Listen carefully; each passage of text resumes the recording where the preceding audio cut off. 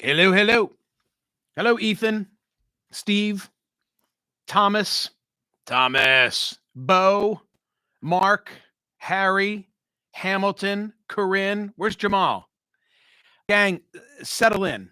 Settle in. I got a lot to say. I got a lot to say. Um, yeah, and some stuff that is frankly mingle related. But let's do this. You can get lucky in no time at Parks Casino Shippensburg, exit 29 off Route 81 in central Pennsylvania. Weekend will be here before you know it. Parks Casino, my casino of choice. Take my recommendation. Check out all the action, the entertainment, the excitement that they've got to offer. Parks Casino in central PA is 100% smoke free. It's less than an hour from Harrisburg, the state capital. 500 state of the art slot machines, 48 live dealer electronic table games featuring all the fun stuff, blackjack, roulette, plus they've got a great daily happy hour in the award-winning Liberty Bar and Grill. And every Friday night is comedy night.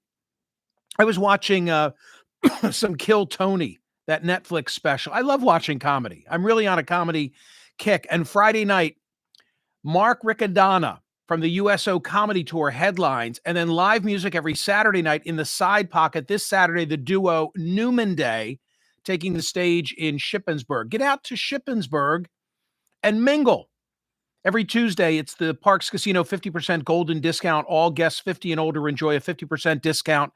50% off at Foodies Inside Parks Casino Shippensburg, close to Hagerstown, Maryland, Martinsburg, West Virginia, and a lot more. Visit parkscasino.com. Got to be 21. Gambling problem? Call 1-800-GAMBLER. All right. Hello, hello. I don't remember. I was thinking about this. I don't remember when, for days on end, I began programs with market reports. In fact, I don't even think I did that in 2008, with the Lehman Brothers collapse and what went on at that time. And yet here we are and here we go. I want to note what's going on in the market, but what I really want to discuss, totally relevant and yet more relatable. I'll get there in a moment. First, let me set the stage. It's been a 4-day rout, and it looks like it's going to continue. Over the course of 4 days, the Dow has lost more than 4,500 points. The S&P has sustained a 12% loss. NASDAQ down more than 13% in that period. Yesterday, I kept a close eye on the market while I'm on air, and then thereafter, things were positive. It looked like it was going to be a 13 to 1,500 point gain. And then as it became clear that the trade war with China was escalating, the market started to take a dive. And still unclear is how much of this is a ploy or permanent. Yesterday's poll question at Smerconish.com drew 33,746 votes. Are President Trump's tariffs a permanent fixture of his trade policy or primarily a negotiating tactic? I'm in the negotiating category. It was 60-40. 59.08% said negotiating tactic. And as I said, then the market yesterday, it rallied and then it fell. The Dow ultimately down 320 or 0.84%, bringing its 4-day loss on tariff angst to more than 4,500. Apple, by the way, led the losses because of the iPhone manufacturing. S&P declined 1.57%. NASDAQ yesterday down I feel like I'm on CNBC. Down 2.15%. And the overseas trading today, right? Because the market has yet to open in the United States. The futures, of course, are taking business. But the overseas markets today, glum. Asian and European shares slid Wednesday today after President Trump announced that, he was imposing that tariff hike on China. What does he say? He did an event last night, which was a Republican fundraiser, black tie. Without any explanation, he said that the United States is taking in $2 billion per day from tariffs, but nobody seems to know what $2 billion he's talking about. So the tail of the tape, if you will, I'm looking at a chart from the New York Times today. Where are we relative to tariffs on our largest trading partners? China, 104%, Mexico, 25%, Canada, 25%, EU, 20%, Japan, 24%, Vietnam, 46%, South Korea, 26%, and Taiwan, 32%. And as I'm coming on air, China has just announced its retaliatory tariff of 84%. Okay, this is what I really want to get to. The stated purpose of these tariffs, a number of things, but most notably, according to President Trump, is to return manufacturing jobs to help U.S. workers whose jobs have moved in the last couple of decades overseas. But what if that's not our primary problem? What if our primary problem in this country is not jobs, manufacturing jobs, but people who are willing, people who are able to work? Yesterday in the third hour of the program, William Reinsch was my guest. Dan will be releasing that appearance as a podcast today because it was a 30-minute tutorial on tariffs. You know how I like to say we're going to do subject X for dummies, and I, of course, am the dummy in chief. We did tariffs for dummies yesterday, and he was extraordinary. He's from the Center for Strategic and International Studies, a DC think tank. And when he was on the program yesterday, he referenced a research paper from late 2024 that I pulled and read last night. Headline, title, Immigration Policy Solutions to Shortages in Critical Sectors of the U.S. Economy. Michael, that's a word salad. What are you talking about? It mostly had to do with how critical sectors of the U.S. economy are badly understaffed, mostly those that require physical exertion. A situation that will become worse without orderly immigration. And the paper argued that immigrants create more benefits than costs. We are aging in the United States as a society. Our birth rates are not keeping up, and we have a whole sector among us not engaged in the workforce. We're at essentially full employment, but as this paper notes, in 2024, tightness of the U.S. labor market was seen across economic indicators with an unemployment rate of 4% and only 1.86 million collecting unemployment. The data from the Bureau of Labor Statistics indicated there were 8.04 million open jobs. Come on, Michael, you're confusing me. My head is spinning. Okay, here's the takeaway. Meaning there were almost 6 million more open jobs than people collecting unemployment. The conclusion of this paper, at a time when the U.S. economy badly needs additional workers in physically demanding in-person roles, politics have become hostile to the huddled masses. This report counters the argument that if more people enter the United States, fewer resources will be left for those already here. Lifting barriers to immigration will improve Americans' ability to find affordable housing, care, groceries, and create the workforce needed. But with regard to that data about how many more open jobs than people collecting we have, now into the mix comes Alicia. I think we decided that's how she says her first name. I hope so. Finley from the Wall Street Journal. This piece that I'm about to quote from was in yesterday's newsletter. You got to hear what she says. President Trump proclaims his tariffs will bring manufacturing jobs back to the U.S. Good luck finding workers to fill them. A common lament among employers, especially manufacturers, and this sounds just like William Reinsch's data from yesterday. A common lament is they can't find reliable, conscientious workers who can pass a drug test. Single women might commiserate. A good worker, like a good man, can be hard to find these days.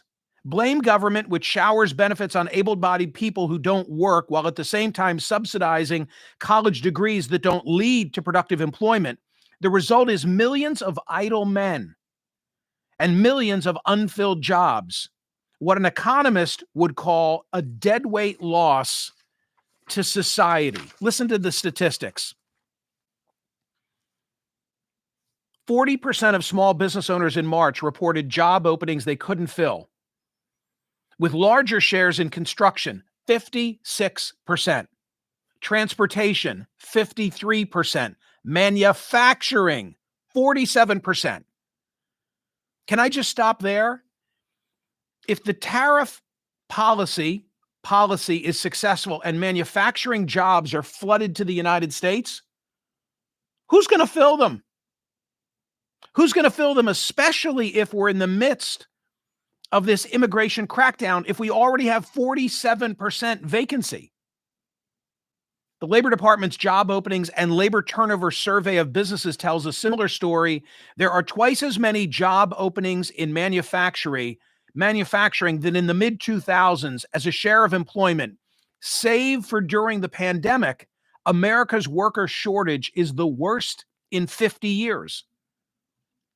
Skipping ahead, the labor force participation rate among working age men is now about 5 percentage points lower than in the early 80s. As a result, there are about 3.5 million fewer men between the ages of 25 and 54 in the workforce, 1.3 million between the ages of 25 and 34 than there would have been were it not for the decline. This is the real problem. The loss of manufacturing is significant. I get that. It's complicated. But what I'm trying to say is that while there's a public debate taking place today about how to return manufacturing jobs to the United States, what I'm not hearing enough of is a discussion about how we help and re-engage those who are here for whom there are jobs that they are not fulfilling. Quote, so where have all the good working men gone? Some are subsisting on government benefits or living off their parents. About 17% of working age men are on Medicaid, 7.4% food stamps, 6.3% Social Security, many claiming disability payouts. Many spend their days playing video games and day trading. Friends say they've seen young men on dating apps claim to be working as self-employed traders, financial bloggers, even a retired financial engineer. Apparent euphemisms for Robin Hood bros who speculate on stocks and share tips on Reddit. When stocks were booming, many didn't have to work in a traditional sense. After last week's plunge, they might. I'm not going to read it all to you. It was in yesterday's newsletter, but I want to give you the way that it concludes. Alicia Finley, Wall Street Journal board member, columnist. The reality is that masses of young people who've been taught that capitalism is exploitative don't want to work in factories. They'd rather mooch off taxpayers and their parents. Still, many men who don't go to college and don't want to work in factories or other blue-collar occupations, perhaps because they don't believe there's dignity in such jobs, only 31% of blue-collar workers feel that their type of work is respected, according to Pew Research. And now the wind-up. Any wonder when politicians in both parties proclaim such workers are exploited? There's dignity in any work, a message that deserves to be emphasized by the president.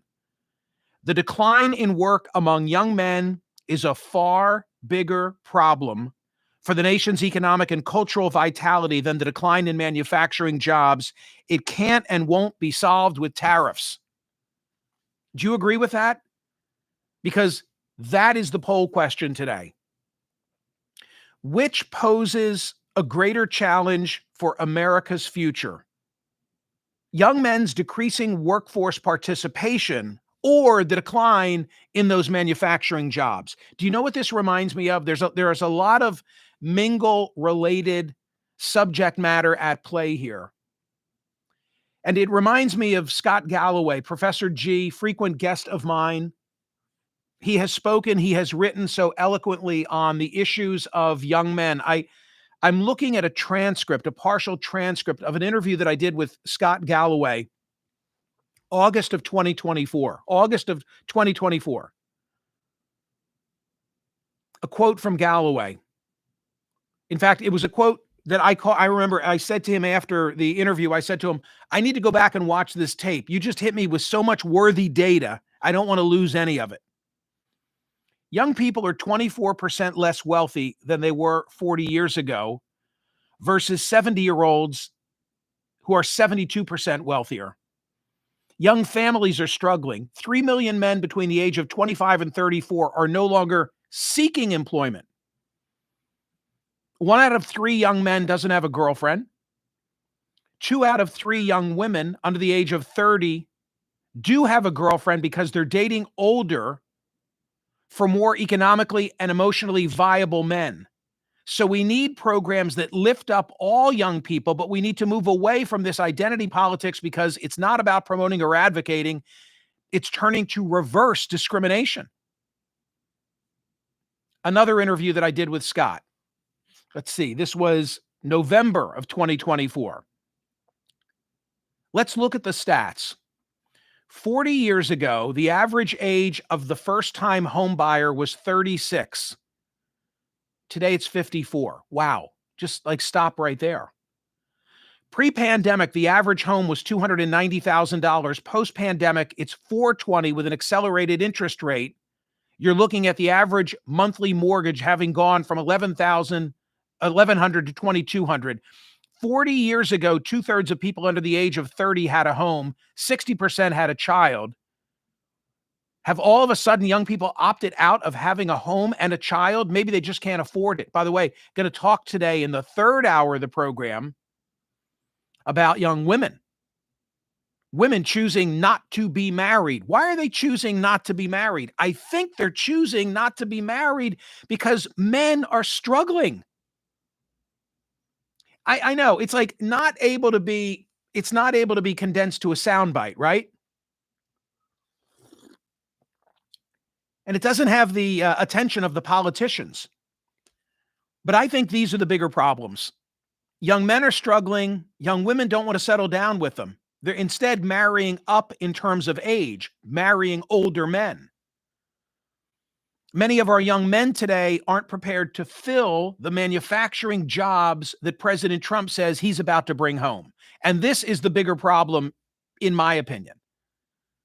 My answer to today's poll question, which poses a greater challenge for America's future, young men's decreasing workforce participation or the decline in manufacturing jobs? My answer is the decreasing workforce population. Go ahead and bring these jobs. They're going to be demanding jobs of the type that I shared with from that paper from CSIS that I read last night. In other words, they won't get filled. They won't get filled if we bring them back unless something changes in our society. We have societal issues that need fixing. We have too many idle who aren't working. They have checked out for one reason or another of the U.S. workforce, especially from the most strenuous of jobs, those including manufacturing. And that's not something I hear anybody talking about among the politicians. Thank you, Alicia Finley from the Wall Street Journal, for writing that piece and bringing it all home. I'm trying to do my part to give it heft and make it part of the conversation. Okay, go vote. Go vote. Which poses a greater challenge for America's future? Young men's increasing workforce decreasing workforce participation, or the decline in manufacturing jobs? Which of the two of those? I'm looking at the early returns. Never quite sure if that's the way it's going to end up, but it's pretty lopsided so far. Thank you, gang. Like and subscribe, please, and set yourself up for notifications. I love today's poll question. Love this question. Got to talk about this. And it's a total minglish subject, right? Everybody's isolated. Too many are in their political silo, the basement playing video game, whatever the case may be. Not enough mingling, not enough relationships, not enough work. See ya.